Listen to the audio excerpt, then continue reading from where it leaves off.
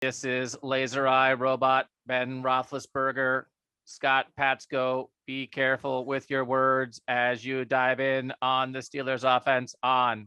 Gotta watch the tape. He's not a robot. But he might be. He might be. Not his head. His head is not a robot head. That was disingenuous. Just parts of his body are made of robot parts. I don't want to be unfair.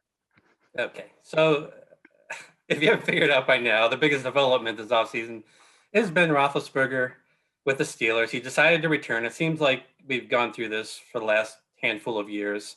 Not really sure if he's coming back. So he comes back, takes a pay cut for 2022. He went from $45 million of a cap hit down to about $25 million. This will be his 18th season with the Steelers. He was drafted in 2004. What do we think Ellis was doing in 2004? I imagine he was like dominating his Pop Warner Football League. What was Ellis doing in 2004? Fourth grader. The way you're able to know that is in graduate high school in 2012. As a 12th grader in 2004, I'd be a fourth grader. It's now 2021. I'm in 21st grade, y'all. Here, I gotta watch the tape. Ellis was like, taking had a bbig video camera on his shoulder as everybody played recess football. And he was like, wait till I break down the film on that route there, Steve.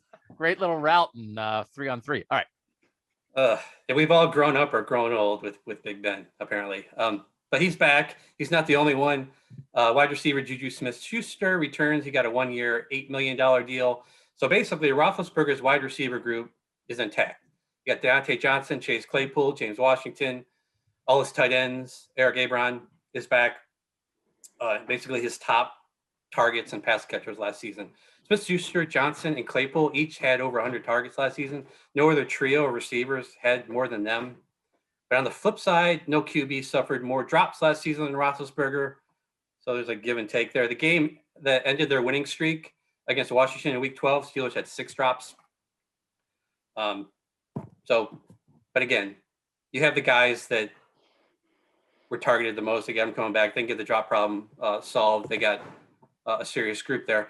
Where the Steelers really have holes is on the offensive line. Center Marquise Pouncey retired, which I think starts the countdown on his Hall of Fame induction.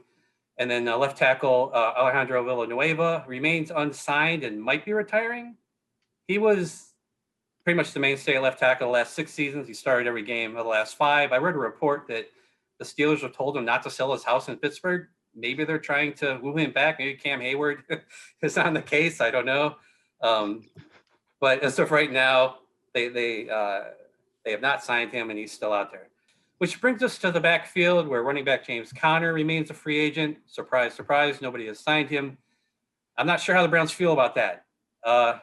They held Conner in check most of the games they played against the Steelers, but Conner also had his best games against the Browns. In 2018, 281 yards, 4 touchdowns over 2 games.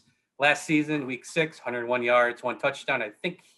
Pretty sure he was the first running back to go over 100 yards on them last season. One of the few by the end overall. But this is a guy who averaged 4.3 yards per carry, which ranked 34th last season. He never averaged over 4.5 yards per carry, which over the last few years gets you ranked like somewhere in the low 20s. The Steelers still have Benny Snell in the backfield, a guy who's averaged less than 4 yards per carry in his 2 seasons. You'll see some people thinking the Steelers are going to target a running back in the draft because of all this. But that's kind of an overview of where the Steelers are after free agency. They tried to keep the band together, but they lost a chunk of their rhythm section, I guess, with the offensive line. And then Conner, I guess we'll call him their touring guitarist, so nobody ever really considered a full member of the band. I don't know. Those are my analogies for this, but that's a look at where the Steelers are at so far.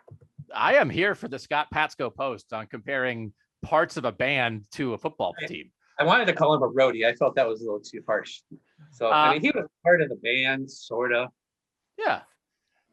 All right, Ben Roethlisberger, last one. If you follow Steelers writers on Twitter and that kind of thing, there was like a day or at least like 12 hours where it felt like it was over in Pittsburgh. Like somebody was, I don't know if it was the agent or if somebody with the Steelers or what. There was some little time where it felt like, okay, that's it. They're heading for a divorce or he's not going to play or something. And then all of a sudden he restructured and he was back. Scott, did you at any point think there was a decent chance that Ben Roethlisberger was done in Pittsburgh one way or the other? After the wild card game, I did. But as time went on, and you get further and further away from the season, and nobody's coming out and saying one way or the other. And then I thought for a time that maybe he'd want to come back, but the Steelers are like, you know what, thanks, but we got to move on here. But then he gets the backing of Rooney, and then the new deal, and it really is a surprise, considering. But if you consider what else they got in the quarterback room there, they don't have his successor on that roster. And you could go ahead and move on with somebody else, but why not just bring back Ben for one more season and see what you can get out of it?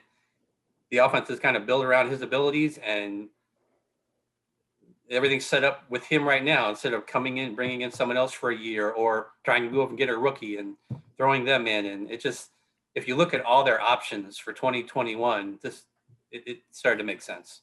Dwayne Haskins notes the disrespect. He takes it as a challenge. Scott Patsko noted. Dwayne is listening.